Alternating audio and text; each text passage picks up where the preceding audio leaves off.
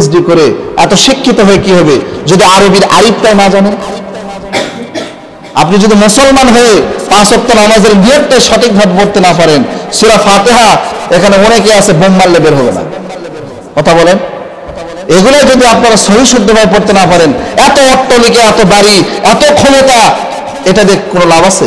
কোনো লাভ নেই। তো সম্মানিত হাজিরিন, যেটা আমি বলতেছিলাম যে একদল করতেছে ভোট ভোট, বুঝতে পারছেন, আর একদল বলতেছে যে কি হলো, এই যে আসিয়া মাগুরাতে যে ঘটনাটা ঘটলো, বিএনপি কোনো প্রতিবাদ জানাইছে? আওয়ামী লীগ তো নেই, ওরা তো চোর বাটপার পালাইছে। জামাতি কোনো প্রতিবাদ জানাইছে? একমাত্র হেফাজতে ইসলাম আল্লামা মামুনুল হক কালকে ওখানে গিয়েছে। 5 ওয়াক্ত নামাজের কয় রাকাত ফরজ এটাই জানে না। আপনি মাস্টার হয়েছেন, পিএইচডি করছেন, ডক্টর হয়েছেন, ইঞ্জিনিয়ার হয়েছেন, এটা হয়ে কি লাভ বলেন? কোনো লাভ আছে? হ্যাঁ, হাদিসের ভিতরে নবী করিম সাল্লাল্লাহু আলাইহি সাল্লাম বলতেছেন, যখন একজন মৃত ব্যক্তিকে কবরে রাখা হয়, রাখার আগে আগে সে চিন্তা করে আমি মনে হয় ঘুমের ভিতরে আছি।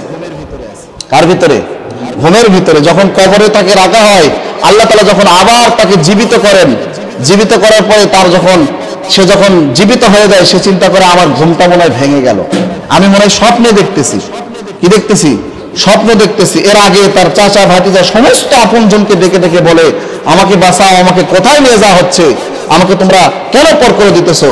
তাহলে দেখেন তো, এই সব বিষয়গুলো যখন একটা মানুষ আরেকটা মানুষের সামনে গিয়ে বলে, তখন কি আমরা দেখতে পাই?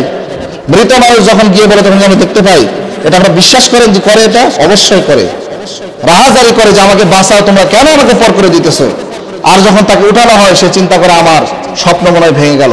তাহলে দেখেন, একটা মানুষ যখন দুনিয়ার মায়া ছেড়ে চলে গেল, তার আর আপন বলতে কিছু আছে? কিচ্ছু নাই। কি হবে এত কিছু দিয়ে? আপনি মাস্টার হয়ে, পিএইচডি করে এত শিক্ষিত হয়ে কি হবে যদি আরবির আরিফটা না জানেন? আপনি যদি মুসলমান হয়ে 5 ওয়াক্ত নামাজের নিয়তটা সঠিকভাবে পড়তে না পারেন, সূরা ফাতিহা এখানে অনেকে আছে বোম মারলে বের হবে না। কথা বলেন, এগুলো যদি আপনারা সহি শুদ্ধভাবে পড়তে না পারেন, এত অট্টালিকা, এত বাড়ি, এত ক্ষমতা, এটা দিয়ে কোনো লাভ আছে?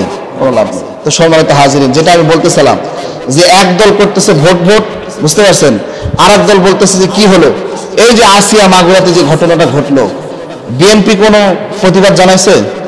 আওয়ামী লীগ তো নেই, ওরা তো চোর বাটপার পালাইছে। জামাতি কোনো প্রতিবাদ জানাইছে? একমাত্র হেফাজতে ইসলাম আল্লামা মামুনুল হক কালকে ওখানে গিয়েছে।